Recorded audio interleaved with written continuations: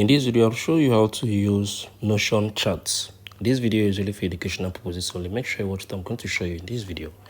Now open up your Notion, go to browse templates, come on here on the search, type in charts. You're going to be able to see a chart that enables you to be able to track your activities, your schedules, your work or your progress. So I'm going to select, I think, the first option. So it has a 4.7 rating. So you can be able to track anything you want, right? From habits overview, from habit progress, from database, like a whole lot for you. So you can be able to organize your whole life with Notion.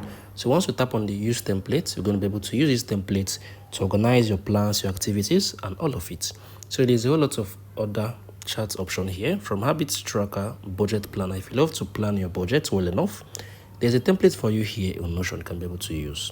So this is going to like show more, like it's going to be very, very okay and better if you are using this display on your laptop. So I'm currently using my iPhone for this, and this I can be able to do this. So if you found this video helpful, please make sure you like, share, and subscribe.